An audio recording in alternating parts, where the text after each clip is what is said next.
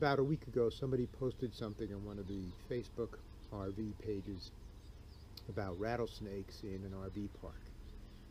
And as someone who has the experience of being bitten by a rattlesnake, I thought I would share with you my experiences, tell you what you should and should not do. And recently I submitted a video about an RV park in Big Bend, and I failed to mention that it had signs all over the place that said rattlesnakes, use caution. So whenever we left the RV, we used a flashlight. I can tell you that, like maybe a lot of people, I had seen a lot of westerns, you know, like John Wayne or somebody says, well, just suck out the poison and you'll be okay. Ain't that simple. You can die from a rattlesnake bite. People do. You can lose a limb because of a rattlesnake bite, especially if you're out in the wilderness and you can't get to help right away. So I will tell you my story, and then I will tell you what you should do, and then I'll tell you what you shouldn't do, and then I'll add a little something about the weirdness of my rattlesnake bite and when it occurred and what happened. And I hope you enjoy this. Any questions, you can post a comment on my YouTube page and I will respond to it.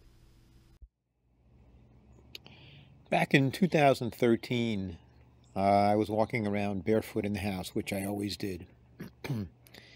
And I decided to clean out the litter box. So what we do is we put what's ever in the litter box into what's known as a dog poop bag, tie it up, and then go through the door into the garage and put it into a metal pan. When I stepped out of the door into the garage, I felt like all of a sudden my feet were on fire. I just couldn't understand what happened. And I looked down and I saw a rattlesnake. It was a small rattlesnake, and my first reaction was, oh, poor rattlesnake, I scared it. My second reaction was to get the broom and beat it to death because I didn't want it to bite me again. So I went inside and thinking, oh, this is not a big deal. My wife called 911. I had 2 ambulances show up, and on the way to the hospital I got some pretty good drugs because my blood pressure was way higher than it should be, and I'm no spring chicken, so it was way higher for someone my age. When I got to the hospital, they started drawing lines around the bites. They were trying to see how bad the swelling was going to get, although I think I found out later that what they really were doing was buying some time, trying to calm me down because it takes a while to get the antivenom mixed correctly. During that time, I started to spasm, and I literally thought I was going to die.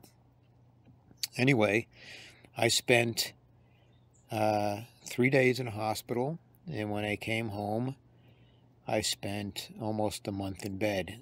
Now, I'm going to show you some pictures of what my leg looked like. It turned black. My entire right leg turned black, and it swelled up. Not only that, the left side of my body, my left side of my chest, front and back, turned black because that's the area where I was getting my IV. So it was not a whole lot of fun. The one benefit, if there was such a thing, is I laid in bed for a month and all our pets laid with me, so that was kind of nice. But even after a week or so, that gets kind of tiring and boring. So I'm going to tell you what you should do if you're ever bitten by a rattlesnake. You should call 911. There's no question about it. You should not put a tourniquet on your foot or wherever it is that you've got bitten. You should not ice it. You should not try to warm it. You should just call 911 and get into an ambulance as fast as you can. You should not try to suck out the venom. First of all, you can't do it. Second of all, it might make things worse. You should not try to use a snake bite kit to suck out the venom. Those are just a rip-off. Save your money. They don't do any good.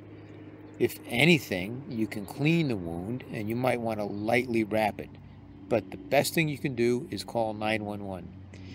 Even if you're in the wilderness, you should try and call 911. If it says you don't have any cell signal, it may be that your provider doesn't have one, but you still may be able to get a 911 call through. Other than that, there's wilderness techniques that I don't want to go into because I don't know that much about. This is the rattlesnake that bit me. As you can see, it's probably 8 inches long. It fits into the shovel part of this broom shovel we have.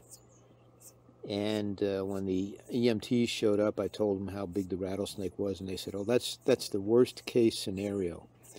Because baby rattlesnakes, when they bite, they'll give you every drop of venom that they have. And their venom is a neurotoxin, as opposed to the type of venom bigger rattlesnakes have. So, just my luck.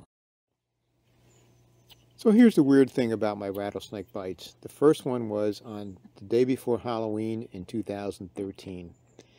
I was lying in bed in the hospital and I saw lightning and thunder, and in my morphine-induced haze I said, yeah, this looks like it's going to be a really bad storm. And it was. We had floods in 2013. 2 years later, to the day, my wife called me and said, come out into the garage. And I went out into the garage and there was a rattlesnake coiled up, and it was a big rattlesnake. So I dispatched it. I'm not going to mess with, I don't like killing things, but I'm not going to mess with rattlesnakes.